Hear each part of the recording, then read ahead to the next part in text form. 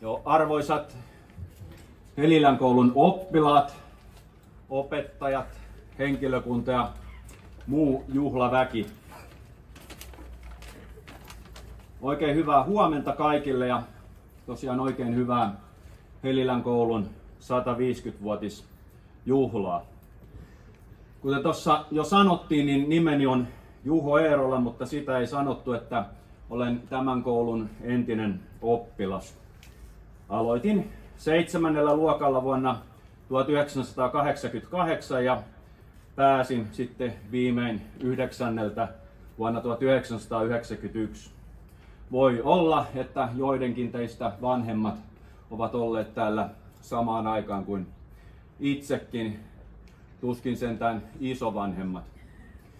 Jos joku ihmettelee kauhtunutta ulkoasuani, niin voin kertoa, että tämä ylläni oleva puku on noilta samoilta vuosilta, eli yritin jo silloin näyttää herraskaisemmalta kuin mitä oikeasti olen. Omista kouluvuosistani täällä on siis jo miltei kohta 40 vuotta aikaa. En ole siis aivan yhtä vanha kuin tämä koulu, mutta 1/3 siitä. Ne teistä, ketkä ette ole lintsanneet matematiikan tunneilta, osaavat nyt siis laskea tarkan ikäni. Kun olin tässä koulussa silloin joskus viime vuosituhannella, kävi meillä täällä aina välillä vieraana joitain vanhoja setiä puhumassa meille sen ajan jonneille. En kuunnellut läheskään kaikkea, mitä he sanoivat, ja sitä, mikä mieleeni jäi, en silloin uskonut.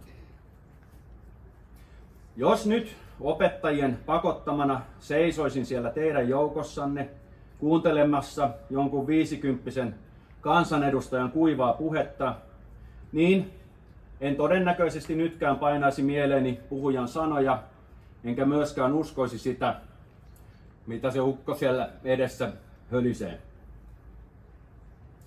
En uskoisi sitä, kun minulle kerrottaisiin, että tämä koulu antaa hyvät eväät ja opit elämälle.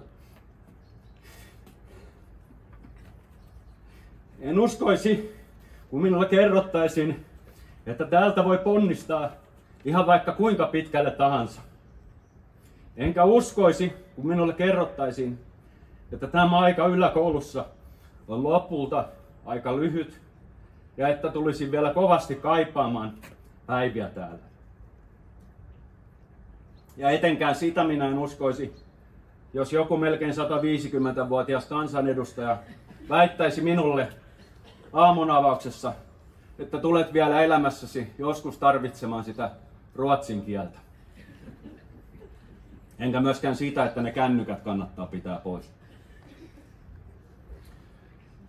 Hyvät oppilaat, uskokaa tai älkää, mutta noin se menee. Vaikka nyt olettekin viisaampia kuin vanhempanne ja viisaampia kuin opettajanne, jotka eivät mistään mitään tiedä ja ovat muutenkin ärsyttäviä, niin myöhemmin elämässänne tulette ehkä sittenkin huomaamaan tiettyjä seikkoja. Tämän antaman koulun opit ja eväät elämälle olivat sittenkin ehkä vähintään kohtuulliset. Kun Helilän koulun perustamisesta tulee vuonna 2075 kuluneeksi 200 vuotta, saattaa joku teistä olla täällä edessä pitämässä juhlapuhetta. Itse en kuuna kullan valkeana olisi yläkouluikäisenä tälle paikalle kuvitellut pääseväni. Oikein antoisaa juhlapäivää, alkanutta syksyä ja elämän polkua teille ihan jokaiselle.